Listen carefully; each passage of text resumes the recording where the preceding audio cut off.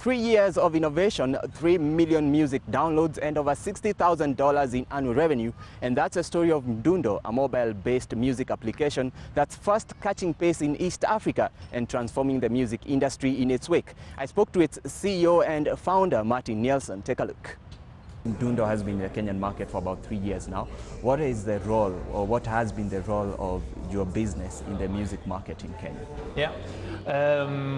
Well, so basically how we look at Africa, the African market, just the same as in the rest of the world, is we have a music industry that's heavily populated by people who illegally consume music.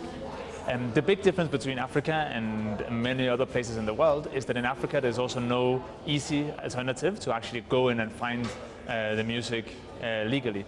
So basically many people are looking for music online, they find it in illegal places and they end up consuming it from there.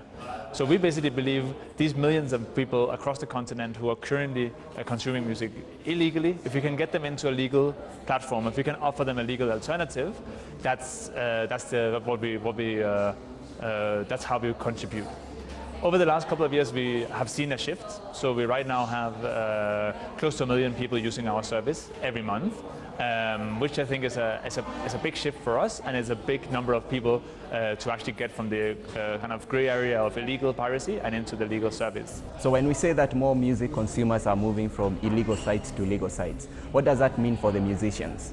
What it does to the musician basically is you have the value of your audience increases. So how you should look at Mdundo is very much like a radio station in terms of how the artist makes money. On a radio station, your music is being played and you make a percentage of the advertisement revenue as an artist. So Mdundo does the same thing, only that as a listener, as a music fan, you can choose whatever song you want to listen to. And when you have chosen and listened to a few songs, we'll play you an advertisement. It's still free, so for the customer, it feels like you're actually going anywhere else online. And I think that's the better approach than trying to get people to pay for music right now in this market, because it's still a bit of an immature market, and many guys are not willing to start paying. Now, how big is Mdundo? Because someone would think, for me to download the app, I need to know who are the artists who are there, how many songs will I get access to, and all of that. So, how big is the business in terms of the artists in there, the number of songs, maybe new songs coming in every week or every month? Definitely. So Mdundo works with 15,000 artists, 15,000 artists across Africa. We have artists from more than 37 different African countries. And so that's the kind of scope of the catalog. We see a big catalog in Tanzania, Uganda, and Kenya. We are slowly also growing into West Africa, where we're starting to get some Nigerian artists and different artists just from across the continent. In terms of users, as I mentioned before, we have around 1 million people using the service every month, which I think is quite a significant number. And we also see quite a rapid growth, around 15 to 20% every month. Now, you recently entered Tanzania, maybe a year or so ago. Yep. How is the reception there? Both in Uganda and in Tanzania, we have seen a very good reception. Kenya was kind of our test market. We started here, we got the model right, we tried and see, okay, how do we make a model that benefits the musicians, but also the fans? Getting into Tanzania and Uganda has been fairly easy. The artists were already joining us before we moved there, because they want to put their music into the Kenyan market. And so we actually saw a very good reception in all the markets. Right now, Tanzania is a little bit bigger than Kenya, actually. So we have more people in Tanzania than in Kenya. Uganda is rapidly growing, and we have a few 100,000 people in Uganda as well. Now, Kenya has had good penetration rates for both the internet and smartphones. How has that helped grow your business in this market? When you compare Kenya to Tanzania, a lot of people in the music industry will say, well, Tanzania is a much bigger market because they like their music better, they listen most of their music. But our experience is the reason why Tanzania is so much bigger is actually more because of the cost of internet.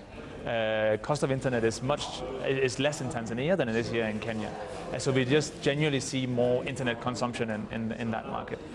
So I think across East Africa, across Africa, we definitely see internet, smartphone penetration, because it allows us to work outside of the telcos.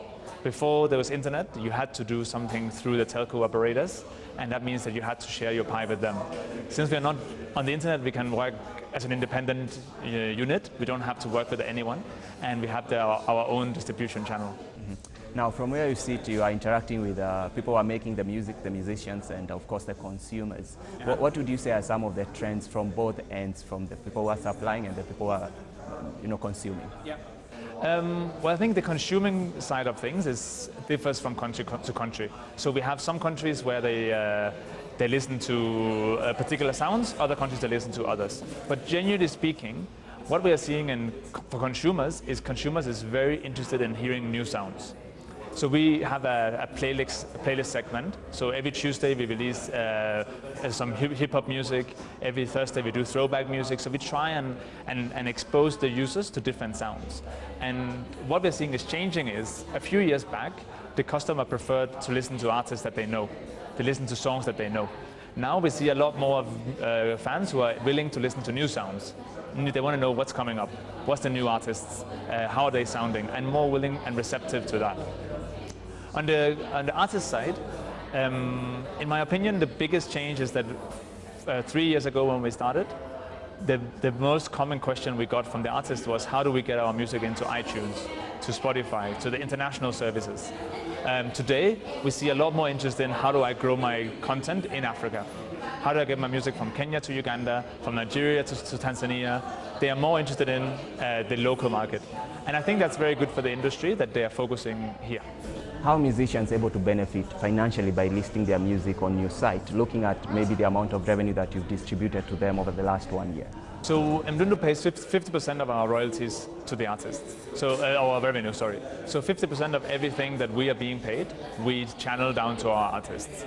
That payment to the artist is based on how many downloads they have. We basically look, so basically what that means is my objective is aligned with the artists. If I grow my revenue base, the artists also grow their revenue base. So last year we distributed around 3 million Kenyan shillings over the course of the year.